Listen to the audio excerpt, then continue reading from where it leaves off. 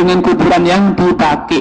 Hanya batu yang diletakkan, satu batu saja, tidak lebih tidak kurang. Sehingga mencerminkan komitmen. Ternyata dianjurkan bukan hanya karena kuburannya wali atau yang lain, bukan sakit hati, tidak. Ternyata raja mereka yang kaya raya ketika mati ya dikuburkan dengan kondisi seperti ini. Inilah sejatinya Islam, Pak. Islam membangun dunia, bukan membangun kuburan. Kalau kita lihat, kita pikirkan, daripada membangun kuburan, penghuninya sudah tidak menikmati, kan lebih baik membangun kuburannya, membangun rumahnya orang-orang miskin, dananya besar. Orang mati sudah tidak menikmati dengan kehidupan hidup pikuk dunia. Kenapa kuburannya dibangun mewah? Tentu ini membuang-buang potensi umat. Ini kuburan di Ma'la dan ini kuburan Sayyidah Khadijah radhiyallahu taala anha. Ada hal unik lagi dulu dan kini, Pak. Kenapa Pak, kalau di masjid ini azannya 4 kali. Setiap waktu sholat ada 4 azan. Satu di pojok sana, satu di pojok kiri, satu di pojok depan kanan, dan satu di pojok depan kiri. 4 kali azan, 4 kali iqamah, 4 kali jamaah. Jadi jamaah masjid ini 1/4 sholat di pojok kiri belakang, 1/4 sholat di pojok kanan belakang, 1/4 sholat di pojok kanan depan, dan 1/4 lagi sholat di pojok kanan kiri. Tentu kondisi ini adalah kondisi yang buruk sekali. Dan itu pernah terjadi di Mekah, Madinah, Pak, uniknya, Pak. Lebih dari 100 tahun kaum muslimin di Madinah dan di Mekah itu kalau sholat 4 kali, kalau azan 4 kali, kalau iqamah juga 4 kali. Yang pertama azan adalah azan muadzin Syafi'i, karena waktu itu dominan Syafi'i. Setelah itu dilanjutkan dengan Hanafi, selanjutnya Maliki, dan terakhir Hambali. Setelah itu Syafi'i iqamah terlebih dahulu, terus sholat. Setelah jamaah Syafi'i selesai sholat, berdirilah jamaah Hanafi iqamah, dan selanjutnya sholat. Selesai Imam Syafi'i Hanafi salam, berdirilah muadzin Maliki iqamat, dan Imam Maliki bangkit memimpin sholat. Setelah salam, bangkitlah muadzin Hambali iqamat, kemudian sholat dan salam. Setiap kali sholat seperti itu kondisinya. Tentu ini gambaran yang buruk sekali, mencerminkan perpecahan yang sudah terlalu jauh. Sampai satu masjid pun sholatnya 4 kali. Itu terjadi lebih dari 100 tahun, Pak. Subhanallah. Kondisi ini kalau kita lihat pasti menyayat hati kita, kok bisa umat Islam sholatnya beda-beda dalam satu masjid, padahal nabinya satu, Al-Qurannya satu, kiblatnya satu, lah kok sholatnya 4 kali, azannya 4 kali, iqamahnya 4 kali, dan semuanya serba 4 kali. Imamnya 4, muadzinnya 4. Subhanallah. Ini terjadi. Namun jasa kerajaan Saudi itu Raja Abdul Aziz, bapaknya Raja Fahd, dan juga bapaknya Raja Abdullah yang sekarang, beliaulah yang menyatukan seluruh umat Islam di dunia yang ada di Mekah dan di Madinah tanpa peduli apapun mazhabnya oleh satu imam. Subhanallah, beliau tidak peduli apapun mazhabnya, pokoknya harus bersatu. Tidak boleh jamaah satu masjid pecah belah. Perbedaan mazhab biarkanlah itu di antara para ulama, dikaji, dipelajari. Tapi kalau sudah waktunya kita harus beramal, sholat, maka kita harus satu, tidak boleh beda. Inilah semangat kerajaan Saudi. Inilah semangat Raja Abdul Aziz sebagai pendiri kerajaan Saudi. Disatukan di bawah satu imam, satu muadzin. Dan imamnya dipilih bukan hanya berdasarkan mazhab resmi negara tersebut, yaitu Hambali saja, tidak. Bahkan dipilih dari berbagai mazhab. Yang penting bacaannya bagus, hafalannya kuat, dan dia adalah seorang ulama. Karenanya imamnya tidak mesti harus dari mazhab Hambali. Ada yang imamnya Maliki, ada imamnya Syafi'i di Mekah dan Madinah. Ini menggambarkan bagaimana sejatinya yang terjadi. Dan sampai saat ini pelajaran-pelajaran ceramah-ceramah di Masjid Haram Mekah itu masih ada syekh-syekh yang bermadzhab Syafi'i ceramah di kursi, sehingga umat Islam yang bermadzhab Syafi'i bisa mendapatkan guru ngaji di Mekah. Yang Maliki juga punya kursi sendiri, silahkan belajar dengan madzhab anak Maliki. Yang Hanafi punya sendiri, yang Hambali ada kursi sendiri, silahkan. Yang mau belajar sesuai dengan madzhab Syafi'i, Maliki, Hanafi, Hambali silahkan. Tapi kalau sudah waktunya beramal sholat, maka hanya boleh satu sholat.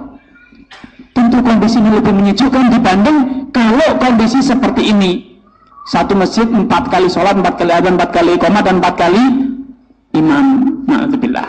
Karena lihatlah ini gambarnya, ada 4 mihrab, Pak. Bangunan-bangunan kecil di sekitar Ka'bah ini adalah mihrab, Pak. Ini gambarnya lebih detail, ada 4 mihrab. Mihrab yang terbesar itu adalah mihrab Syafi'i, selanjutnya mihrab Maliki, dan yang lain yang kecil 2 itu adalah Hanafi dan Hambali. Subhanallah. Ini terjadi sebelum berdirinya kerajaan Saudi. Setelah berdiri kerajaan Saudi, dihapuskan, Pak. Dihilangkan semua mihrab-mihrab itu. Semua mazhab disatukan, hanya boleh satu. Inilah semangat yang ada, Pak. Jadi bukan memecah belah, tapi malah menyatukan perpecahan, berupaya menyatukan kaum muslimin. Itulah kondisi yang terjadi.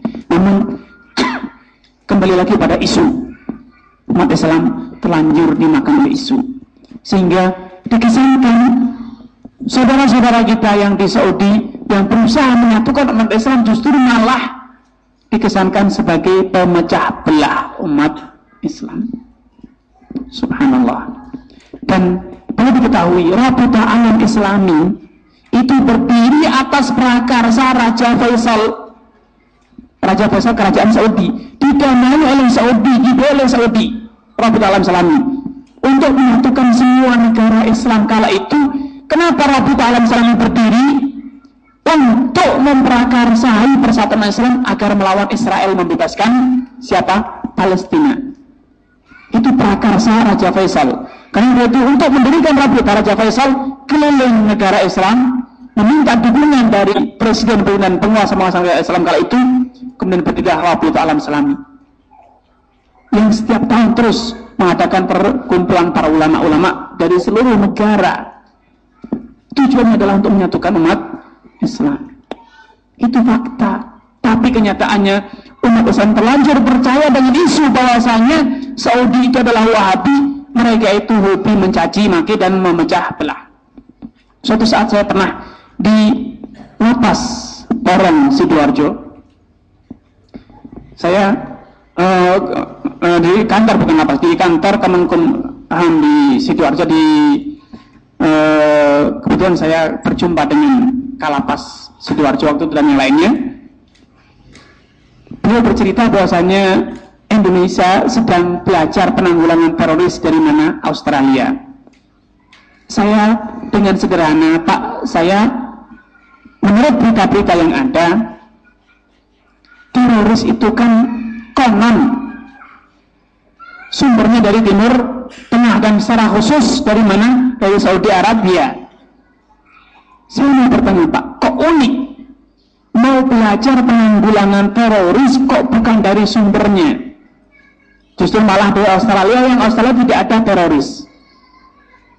Harusnya secara logika, secara nalar, kalau mau belajar suatu ilmu budaya atau suatu permasalahan, kita harus studi bandingnya ke sumber asalnya.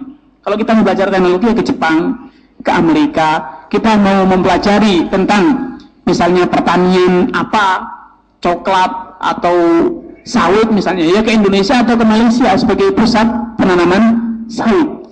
Tapi kok belajar penanggulangan teroris yang katanya teroris asalnya dari Saudi, kok malah di Australia? Kan unik, Pak. Kenapa tidak belajarnya di Saudi, dipelajari akar permasalahan, siapa tokohnya, dalangnya, bagaimana menyebarkannya, harusnya dari sana. Tapi inilah fakta yang terjadi. Indonesia memang dikondisikan agar jauh dari saudaranya sesama umat Islam. Kesan bahwasanya teroris dari Saudi terus dikembang-kembangkan, padahal faktanya tidak demikian. Kalau dihitung-hitung Saudi lebih sering menjadi korban teroris, pengeboman di Saudi lebih sering dibanding yang terjadi di Indonesia. Bahkan Wakil Menteri Dalam Negeri sudah hampir terkena bom yang dimasukkan lewat dubur eksekutornya. Tidak ada teroris yang lebih kejam, lebih berani, nekat dibanding yang sana. Bom masuk lewat dubur, Pak. Itu hanya terjadi di Saudi. Kalau memang kita serius menanggulangi teroris, harusnya kita baca, kok bisa ada ide menyusupkan bom sehingga tidak terdeteksi oleh metal detektor yang ada di rumah Wakil Menteri Dalam Negeri Saudi Arabia. Bagaimana caranya? Itu di Saudi. Aktornya di sana. Dan korbannya siapa? Saudi korbannya, Pak. Wakil Menteri Dalam Negeri. Hampir menjadi korban. Jadi memang kita mau menanggulangi, pelajarilah teroris dari sana, akarnya, siapa dalangnya, penyebarannya bagaimana, pemikirannya apa saja yang diajarkan, itulah akan kita temu akarnya. Tapi kalau kita belajar dari Australia, tentu yang kita dapat bukannya sumber masalah, tapi menambah masalah. Itulah yang terjadi di negeri kita. Makanya masalah teroris di negeri kita tidak usai-usai, terus berkembang. Tapi di Saudi, subhanallah, di Saudi ada namanya Badan Rehabilitas Teroris. Ratusan teroris sudah taubat dan kembali ke masyarakat dengan baik. Karena ada Badan Rehabilitasi Teroris.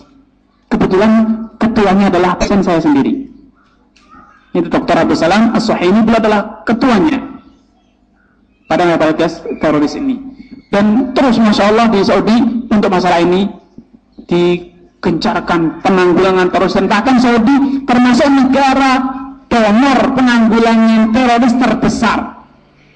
Dia menyumbang ke PBB dana besar untuk menanggulangi teroris di dunia, karena mereka merasakan pahitnya menjadi korban teroris. Pengeboman di sana luar biasa, sampai pengeboman itu terjadi bukan di kota sembarangan, di Mekah terjadi, Pak. Sampai salah seorang aktor teroris itu menyewa hotel, siap menembakkan roket ke gedung sebelah istana Raja Fahad yang ada di Jabal Abi Qubais. Sudah direncanakan, namun Allah SWT berhasil. Allah SWT memberikan kekuasaan kepada pasukan Saudi untuk bisa membongkar jaringan tersebut. Roketnya sudah masuk hotel, tinggal nunggu timing, diloncarkan ke raja yang menginapi istana. Waktu Ramadan, Pak, terjadi, Pak. Luar biasa, terusnya luar biasa, jaringannya luar biasa.